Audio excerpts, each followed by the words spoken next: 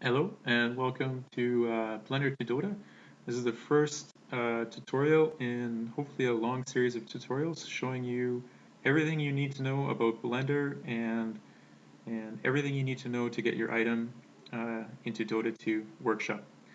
So first on the list, hopefully you've downloaded Blender, the most recent version of Blender, and it should be 2.6 something. Anyways, hopefully it's all installed and you've loaded it up. And I'm going to load it up here. Uh, it should look something like this. So you've got, this is Blender in all its glory. And yeah, there's a lot of little things going on here, a lot of little buttons, and it looks confusing. A lot of people don't like the Blender user interface, and it takes a little bit of getting used to. But once you get used to it, you'll really enjoy it.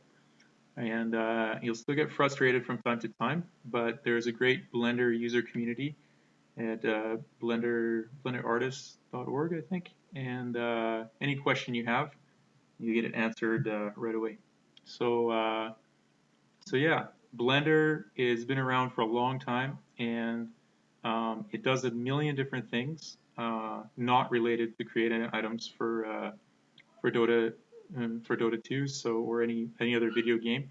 So a lot of what's here is stuff you don't need to know. You don't need to be even like learning half of this program.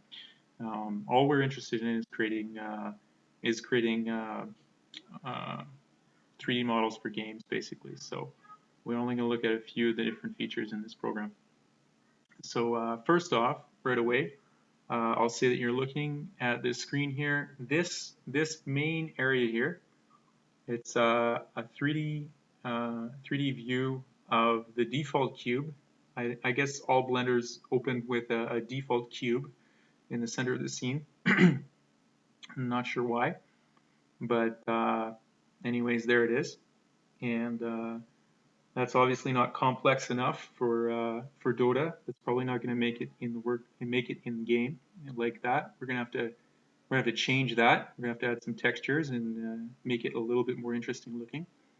Um, but this is the 3D view, and what you can see I'm moving around here. You're probably wondering how that's happening.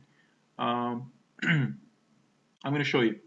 First off, go to up here in the corner, File, User Preferences, and I do all my work on a laptop, and I don't. Blender uses a lot the uh, the numeric keypad. So if you have that, then you're good because that's Blender uses that. I don't have that. I've got a little laptop here, and so something I do right away is I click this little button down here. So emulate numpad, and it says right here. It says the main number of keys on the top, like above the letters, are going to be there. It says it's useful for laptops. Perfect. Hopefully you can read that.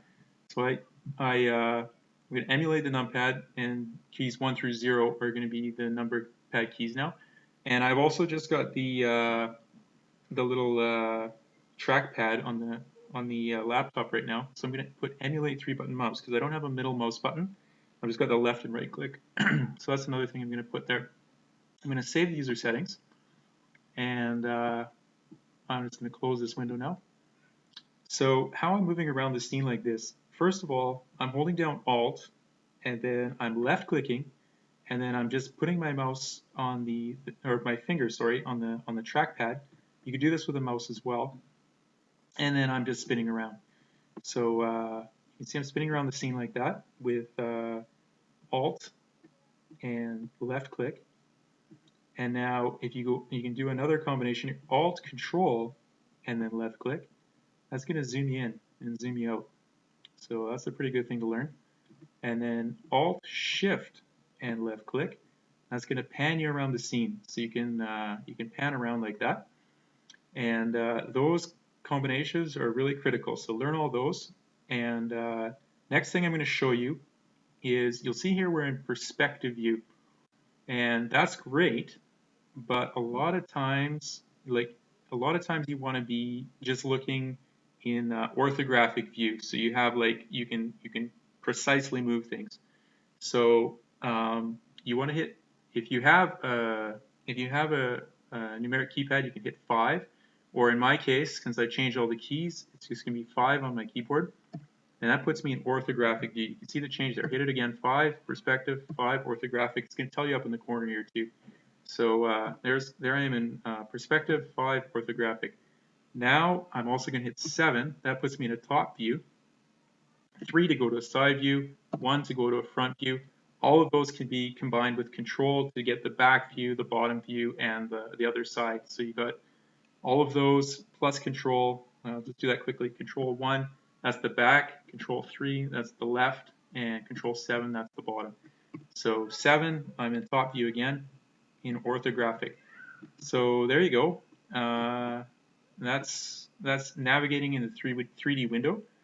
And I'll quickly show you. You can, on any window that you go on in the screen here, you can go Control Up to make it full screen, Control Down to make it smaller.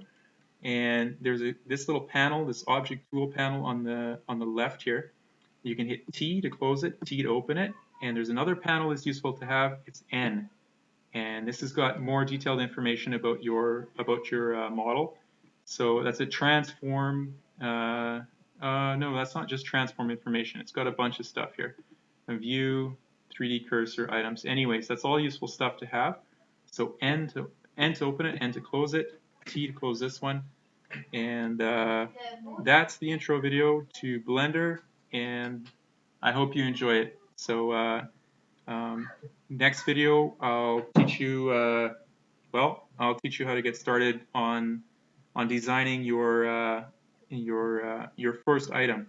So take care.